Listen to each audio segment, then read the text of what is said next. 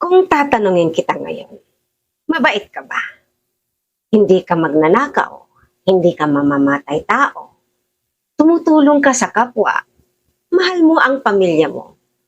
Pero ang tanong, sapat na ba yun para maligtas? Paano kung sabihin ko sa iyo na maraming mabubuting tao ang umaasa sa maling pag-asa? At paano kung ang paniniwalang ito ang isa sa pinakamalaking dahilan kung bakit maraming tao ang naliligaw? Pag-usapan natin yan. Hello everyone! Welcome back to my channel kung saan pinag-uusapan natin ang biblical truth, real talk, and honest reflections about life, family, and faith. Kung bago ka dito, huwag kalimutang mag-like. Of course, mag-subscribe at i-share ang video na ito upang mas marami ang makarinig ng katotohanan ng salita ng Diyos. At tandaan natin ang ating verse, Luke 8 verse 17.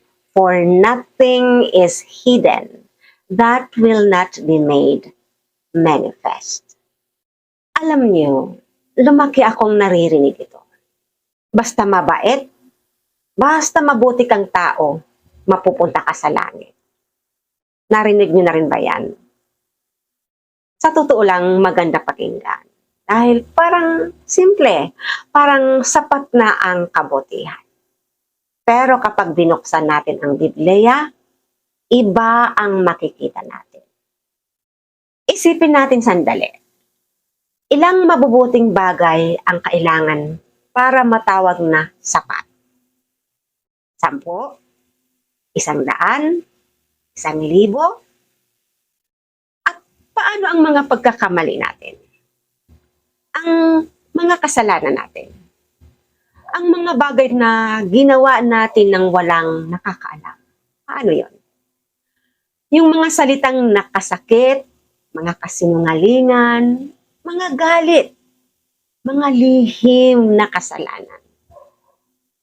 Kaibigan, alam nating lahat na walang perpekto. At iyon mismo ang sinasabi ng Biblia. Romans 3 verse 23, for all have sinned and fall short of the glory of God. Hindi sinabing may ilan, sinabing lahat. Kasama ako, kasama ka, kasama tayong lahat. Lahat tayong makasalanan at nagkasala. Kaya kung hindi sapat ang pagiging mabuting tao, ano ang kailangan? Ito ang magandang balita.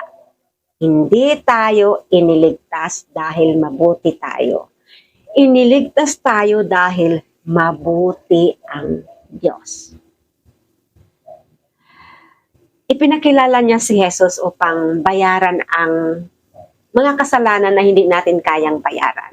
Hindi tayo naliligtas o naililigtas sa pamamagitan ng sarili nating gawa. Naililigtas tayo sa pamamagitan ng pananampalataya kay Kristo. At kapag tunay ang pananampalatayang iyon, nagbabago rin ang ating buhay. Hindi para kumita ng kaligtasan, kundi dahil tinanggap na natin ang kaligtasan. Mga kaibigan, minsan mas madali pang magtiwala sa sarili nating kabutihan kaysa magpakumbaba sa harap ng Diyos. Gusto nating isipin na okay naman tayo, na hindi naman tayo ganoon kasama. Pero ang ebanghelyo ay hindi tungkol sa pagiging hindi gaanong masama. Ito ay tungkol sa ating pangangailangan kay Jesus. At iyon ang katotohanan hindi dapat nating kalimutan o makalimutan. Pagkat wala talagang maliligtas sa sarili nating kagustuhan at kakayahan, walang maliligtas sa sarili nating pagsusumikap, sa sarili nating gawa, sarili nating good works. Good works can be deceiving. Looks can be deceiving also. Kaya, pakatandaan natin na ang tanging paraan o daan para tayo maligtas ay sa pamamagitan ng pagtanggap kay Jesus bilang ating Panginoon at tagapagligtas. Sabi nga, di ba? Sabi ni Jesus, I am the way, the truth, and the life. No one comes to the Father except through me. Sabi yan ni Jesus. Sabi yan ni Jesus. Malinaw po yan. Kung may natutunan ka sa video na ito, i-share mo sa iyong pamilya at mga kaibigan at comment below. Mabuting gawa ba o pananampalataya kay Kristo?